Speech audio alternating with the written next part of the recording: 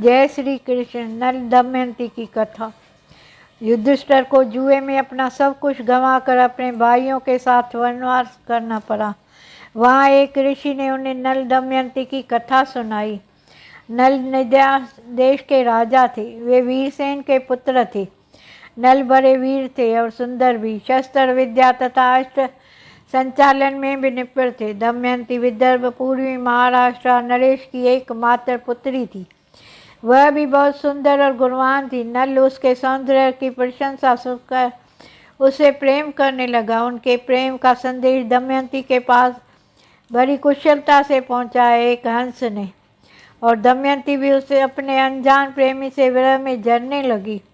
इस कथा में प्रेम और पीड़ा की ऐसी प्रभावशाली है कि भारत ही नहीं, देश विदेश में भी लेखक व कवि इससे आकर्षित हुए बिना न रह सके। लंदन में तथा डीन मिलेन में अंग्रेजी कविता में अनुवाद करके पश्चिम को भी उस कथा के भली भांति परिचित कराया है। विदर्भ देश में भीमशक नाम का एक राजा राज्य करता था। उनकी पत्नी का नाम दमयंती था। दमयंती लक्ष्मी के समान रूपवती थी। उन्हीं दिनों निषाद देश के वीरसेन के पुत्र नल राज्य करते थे। वे बड़े ही गुणवान सत्यवादी ब्राह्मण भक्त थे। निषाद देश में जो लोग विदर्भ देश में आते थे वे महाराजा नल के गुणों की प्रशंसा करते थे। यह प्रशंसा दमयंती के कानों तक भी पहुंची थी। इसी तरह विदर्भ देश में आने वाले लोग राजकुमारी के रूप और गुणों की चर्चा महाराजा नल के समक्ष करते थे। इसका परिणाम यह हुआ कि नल और दमयंती एक दूसरे के प्रति आकर्षित हो गए। कथा। महाभारत में धर्मराज युधिष्ठिर ने आग्रह करने पर महर्षि वटविष्कविद ने नल दमयंती की कथा सुनाई। धर्मराज निषाद देश में वीरसेन के पुत्र नल नाम के एक राजा हो चुके। वे बड़े गुणवान, परम सुंदर, सत्यवादी, जितेंद्र, सबके प्रिय ब्राह्मण भक्त थे। उनकी सेना बहुत बड़ी थी। वे स्वयं अस्त्र विद्या में भी बहुत निपुण थे। वे वीर योद्धा, उदार और प्रबल पराक्रमी भी थे। उन्हें जुआ खेलने का भी कुछ शौक था। उन्हीं दिनों विदर्भ देश में भीम नाम का एक राजा राज्य करता। वे भी नल के समान ही सर्वगुण संपन्न और पराक्रमी थे। उन्होंने दमयंत ऋषि के प्रसन्न करके उनसे वरदान के 4 संतानों की प्राप्ति की। 3 पुत्र और 1 कन्या। पुत्रों के नाम थे दम, दानत और दमन। पुत्री का नाम था दमयंती। दमयंती लक्ष्मी के समान रूपवती थी। उसके नेत्र विशाल थे। देवताओं और पक्षों से भी वैसी सुंदरी कन्या कहीं देखने में भी नहीं आती थी। उन दिनों कितने ही लोग विदर्भ देश के निषेध देश में आते और राजा नल के समान दमयंती की रूप और गुण की बखान करते थे। निषाद देश के विदर्भ में जाने वाले भी दमयंती के सामने राजा नल के रूप, गुण, पवित्र चरित्र का वर्णन करते थे। इसी प्रकार दोनों के हृदय में पारस्परिक अनुराग अंकुरित हो गया। एक दिन राजा नल ने अपने महल के उद्यान में कुछ हंसों को देखा। उन्होंने एक हंस को पकड़ लिया। हंस ने कहा, आप मुझे छोड़ दीजिए तो हम लोग दमयंती के पास जाकर आपके गुणों का ऐसा वर्णन करेंगे, वह आपको अवश्य वर लेगी। नल ने हंस को छोड़ दिया। वे सब उड़कर विदर्भ देश में गए। दमयंती अपने हंसों को देखकर बहुत प्रसन्न हुई। हंसों को पकड़ने के लिए उनके ओर दौड़ने लगी। दमयंती जिस हंस को पकड़ने के लिए दौड़ती वही बोल उठता, अरे दमयंती, निषाद देश में एक नल नाम का राजा है। वह अश्विनी कुमार के समान सुंदर है। मनुष्यों ने उसके समान सुंदर और कोई नहीं है। वह मानो मूर्तिमान कामदेव है। यदि तुम उसकी पत्नी हो जाओ तो तुम्हारा जन्म और रूप सफल हो जाए। हम लोगों ने देवता, गंधर्व, मुन्नर, मनुष्य, सर्प, राक्षसों को घूम घूम कर देखा है। नल के समान कई सुंदर पुरुष देखने में भी नहीं आया। जैसे तुम स्त्रियों में रत्न हो, वैसे ही नल पुरुषों में भूषण है। तुम दोनों की जोड़ी बहुत ही सुंदर होगी। दमयंती ने कहा, हंस, तुम नल से भी एक ऐसी बात कहना। हंस ने निषाद देश में लौटकर नल को दमयंती का वह संदेश पहुंचाया। दमयंती हंस के मुंह से राजा नल की कीर्ति सुनकर उनसे प्रेम करने लगी। उसकी आसक्ति इतनी बढ़ गई कि वो रात दिन उसका ध्यान करती रहती थी। शरीर धूमल और दुबला हो गया। वह दीन सी देखने लगी। सखियों ने दमयंती के हृदय का बात तार कर विदर्भ राजा के निवेदन किया कि आपकी पुत्री अस्वस्थ हो गई है। राजा भीम ने अपनी पुत्री के संबंध में बड़ा विचार किया। अंत में वह इस निर्णय पर पहुँचे कि मेरी पुत्री विवाह योग्य हो गई है, इसलिए उसका स्वयंवर कर देना चाहिए। उन्होंने सब राजाओं को स्वयंवर के निमंत्रण पत्र भेज दिया। सूचित कर दिया कि राजाओं को दमयंती के स्वयंवर में पधार कर लाभ उठाना चाहिए और मेरा मनोरथ पूरा करना चाहिए। यह देश देश के नरपति हाथी घोड़े रथों के ध्वनि से पत्थर को मुखर करते हुए सज धज कर विदर्भ देश में पहुंचने लगे। भीम ने सबके लिए सत्कार किया, समुचित व्यवस्था की। देवऋषि नारद और पद्म के द्वारा देवताओं को भी दमयंती के स्वयंवर का समाचार मिल गया। इंद्र आदि सभी लोकपाल भी अपनी मंडली और वाहनों सहित विदर्भ देश के लिए रवाना हुए। राजा नल का चित्र पहले से ही दमयंती पर आसक्त हो चुका था।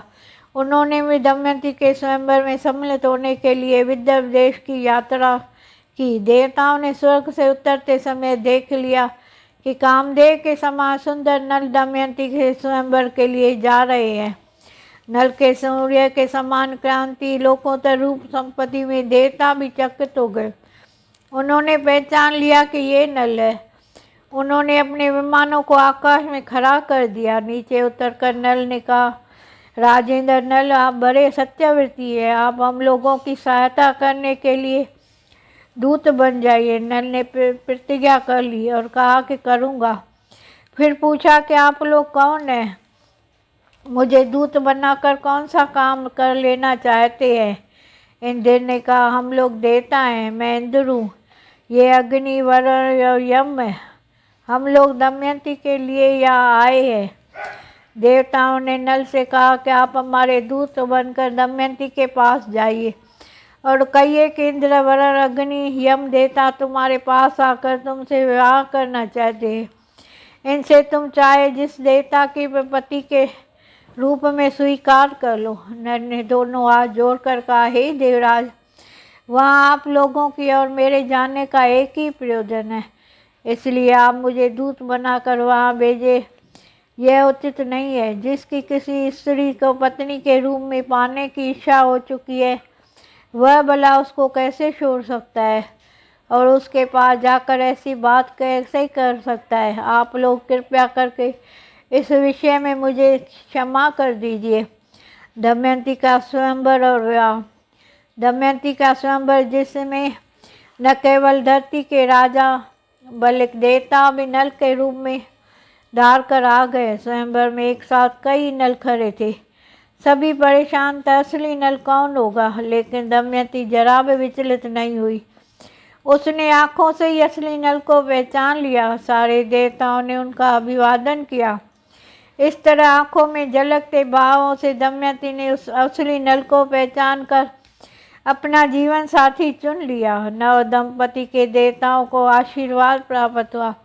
दमयंती निषाद नरेश राजा नल की महारानी बनी है। दोनों बड़े सुख से रहने लगे। दमयंती पतिव्रता में शिरोमणि थी। अभिमान तो उसके कभी छू भी नहीं सकता था। समय अनुसार दमयंती के घर में एक पुत्र एक कन्या का जन्म हुआ। दोनों बच्चे माता पिता के अनुरूप भी सुंदर रूप गुण से संपन्न थे। समय सदा एक सा नहीं रहता, दुख सुख का चक्कर निरंतर चलता ही रहता है। वैसे तो महाराजा नल गुणवान धर्मात्मा तथा पुण्य लोक थे, किंतु उनमें एक दोष था, जुए का। नल के एक भाई का नाम पुष्कर था। वह नल से अलग रहता था। उसने उन्हें जुए की इतनी आमंत्रण किया। खेल आरंभ हुआ। भाग्य प्रतिकूल था। नल हारने लगा। सोना चांदी रथ राजपाट सब हाथ से निकल गया। महारानी दमयंती ने प्रतिकूल समय जानकर अपने दोनों बच्चों को विदर्भ देश की राजधानी कुंडलपुर भेज दिया। इधर नल जुए में अपना सर्वस्व हार गए। उन्होंने अपने शरीर के वस्त्र उतार दिए, केवल एक वस्त्र पहनकर नगर से बाहर निकले। दमयंती भी एकमात्र एक साड़ी में पति से अनुसरण किया। एक दिन राजा नल ने सोने के पंख वाले पक्षी देखे। राजा नल ने सोचा, यदि इन्हें पकड़ लिया जाए तो इनके बेच कर निर्वाह करने के लिए कुछ धन कमाया जा सकता है।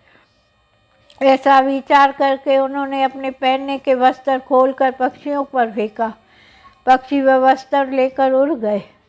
अब राजा नल के पास तन ढकने के लिए भी कोई वस्त्र न रहा।